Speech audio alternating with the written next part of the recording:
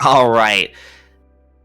We've kept you waiting long enough. I think it's time to panic. It is time to eat panic?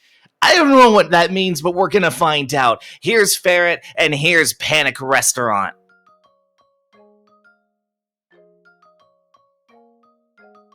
Hey, have you ever had a day where sometimes the food just doesn't sit right with you, and you're just like, wow, everything's against me.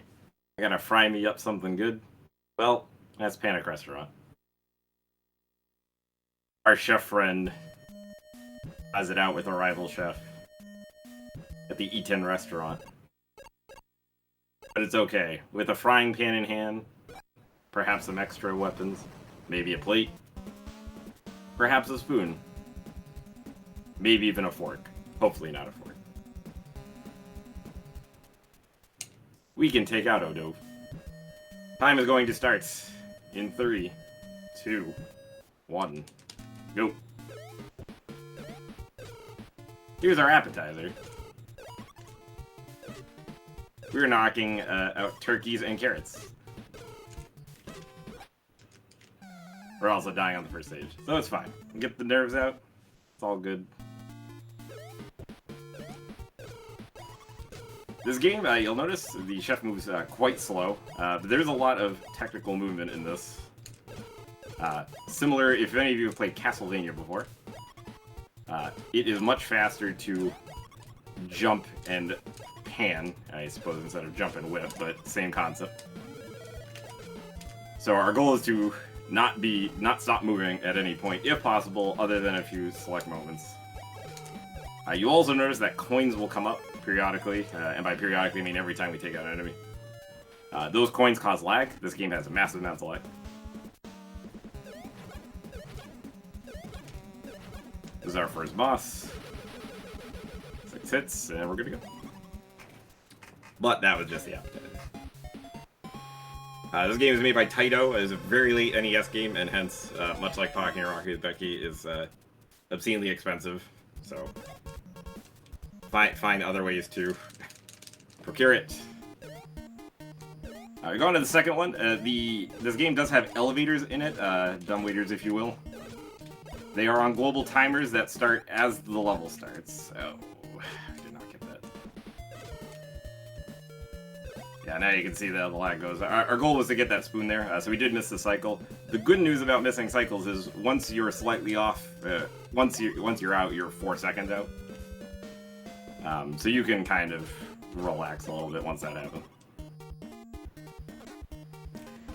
This game is one of the ones I like to say is easy to learn but very hard to master. There are a lot of hyper-specific timing. Such as, the reason why I messed that one up is to make the cycle here, you actually can only lose, it's a handful of frames, not many. So you actually have to hit those onions at very, very specific times to make it. You also have to mitigate lag. Like I said, a lot of it is about mitigating lag. We also climb ladders at specific points to make sure, such as this one, we want to hit the pizza on time, but we didn't. But the intent there was to be on the left side of the ladder, such that we take that out. The chandeliers will shoot bolts. Ladders you can climb down quick in this game. You do have to, though, however, hit neutral. You cannot be holding any inputs while doing so. We land a few pickles from the edge there, hop over that big onion so that we don't have to take out another enemy. This is the spinning pot. This is your invincibility for the game. Even this causes lag, but it's still much faster than the alternative. So we try to jump as much as possible. This custard is in the way, so we're going to wait.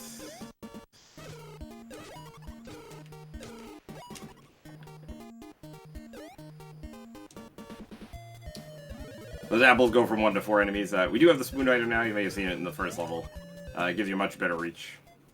The second enemy is an oven with chickens going into it. So.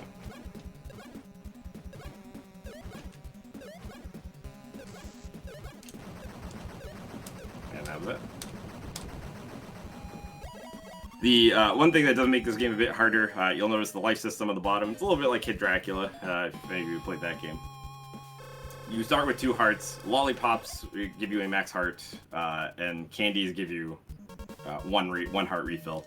But your life does not refill between levels. It does carry over. So if you are at 1 heart, you are at 1 heart until you get something.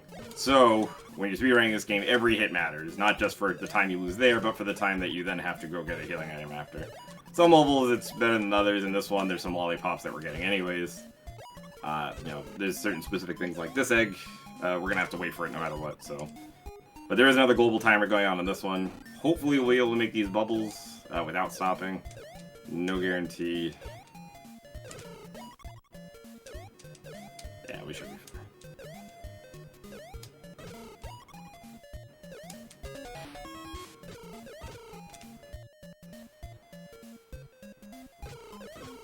Do we have time for a quick donation?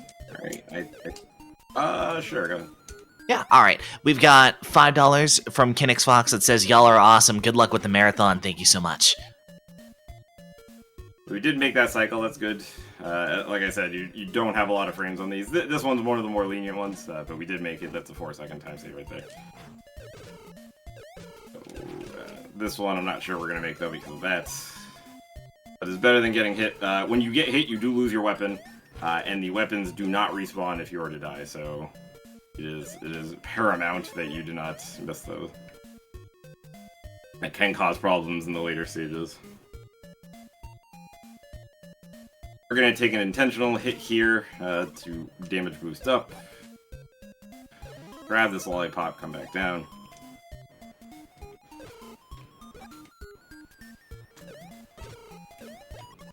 There we go. If we only got hit once, that's not so bad. We're going to go the top route here, stay along the bottom.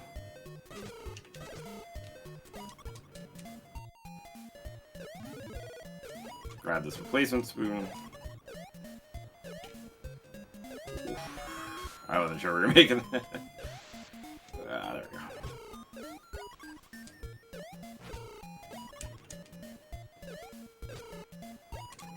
And then coming up is the most annoying boss in this game, at least in my opinion. Because there's really not much you can do other than hit really fast and hope it doesn't hit you. Because it drops shrimps from the top of the screen. And the first one hit me right away and there's nothing I can do about it.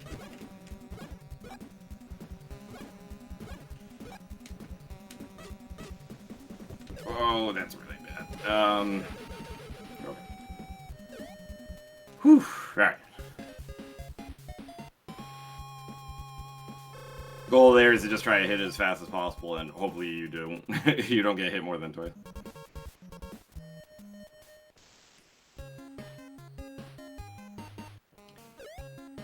Now we're on to stage 4. We're gonna have flying meat skewers and lawn chairs. Grab this candy here.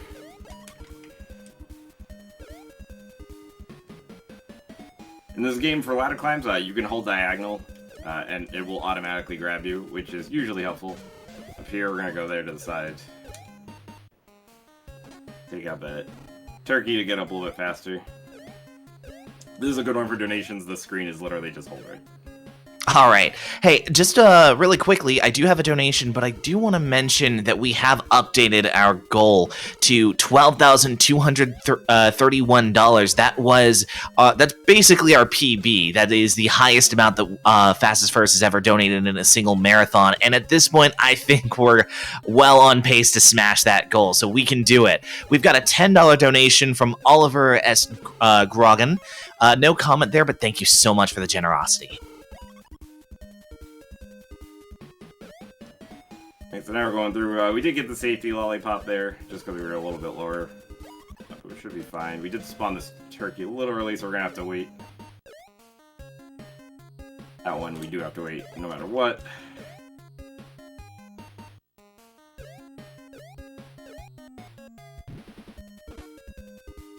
Right, we're on to our next invincibility pan.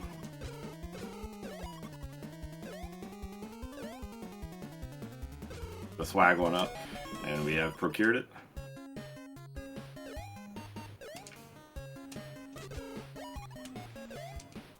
Make a high jump here to despawn that bottom carrot to prevent some lag and to make sure we get over it. And then after this last screen, we're going to hopefully go for the quick kill on the hamburger.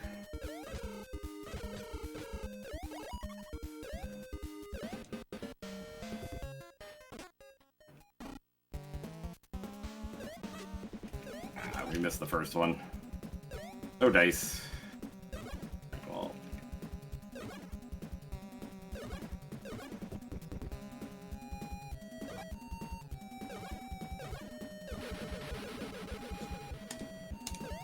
It's unfortunate, but we made it through.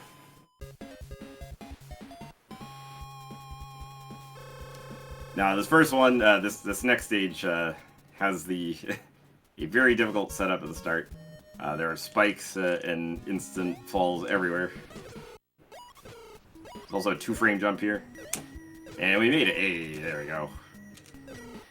The fork causes a lot of lag. You can get the same time even with the fork, but the movement with it is very, very awkward. Basically, you're forced to jump at all times.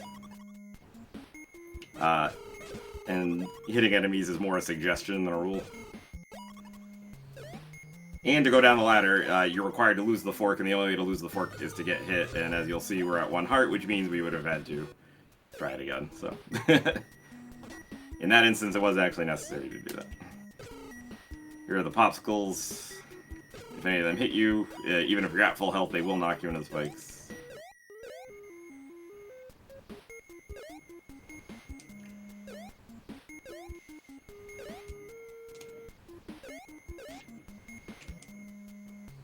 We have to wait for these cycles anyway, so this is another instance where being a little bit faster, unless you're going task speed, it's not going to matter.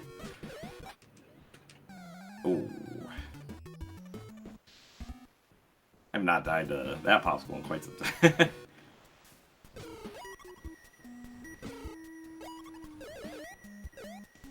We're going to go through, our goal is going to be to get the plate coming up in the room after this one.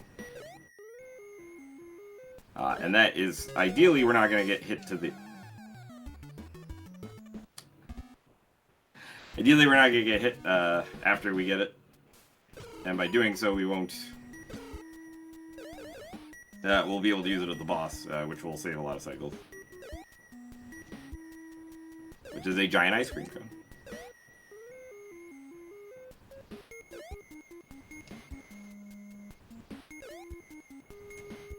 Yeah, all the cycles are also on. We're just gonna wait here this time. The popsicles will spawn once you cross a certain line, so you'll notice on the conveyors stay to the left or right depending on how it is. There we go. Go a top route, get that plate here. We're gonna have fish falling. To prevent lag, we're only gonna take out a couple. This first one right here, and then these we're gonna jump specifically.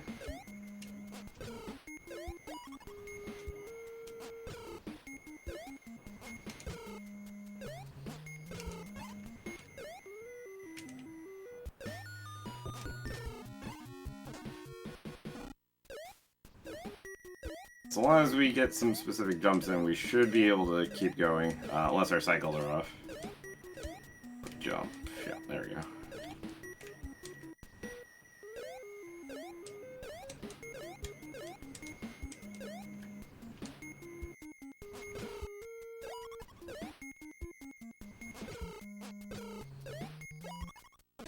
Great, here's the boss.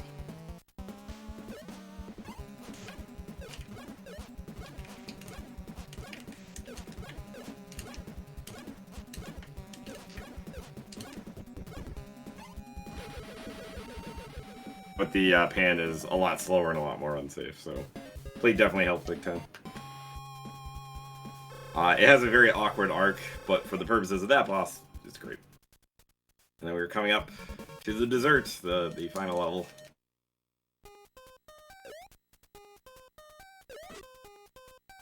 There will be some random RNG fish.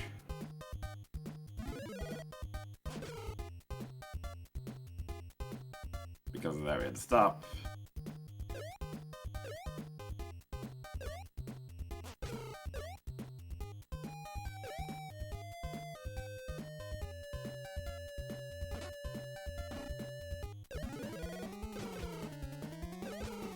Here's the true nemesis of the entire game, the French fries. They'll shoot out 4 projectiles regularly.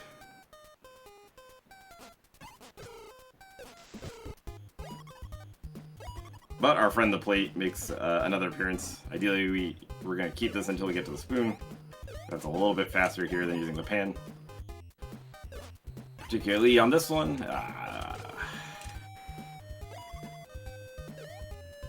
Now we're going to make some quick drops. Hope the fish cooperate. It did.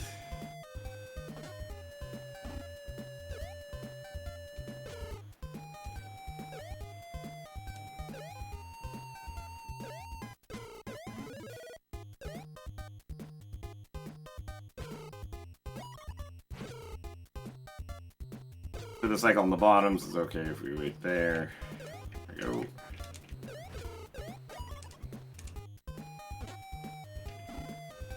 Alright, and here's the final gauntlet to the boss room.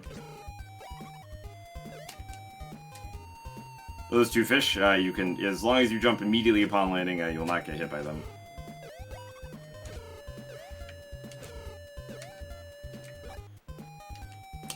Fish did not cooperate there.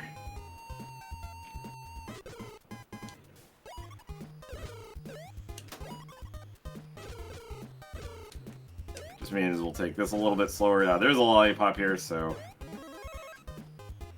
that's be at full health. Now the final boss with Odove. Enjoy some of the best text you've ever seen.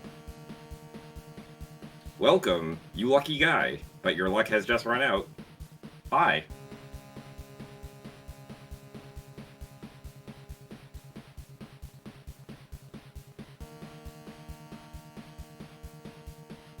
Looking flying dirigible, but it's what we've got. So, of course, what's the mortal enemy to balloons? Well, that would be eggs, of course. Haha, you can't catch up with me in a broken dash down pan like that.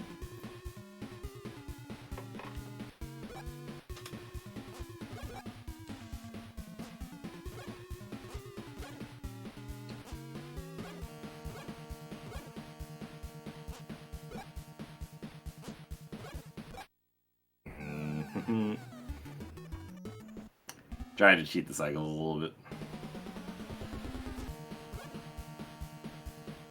You have to hit the balloon specifically. If you take more than 3 cycles, he will reinflate the balloon, which will take more time. Oh boy. And time is when you lose control of the pan, which is now.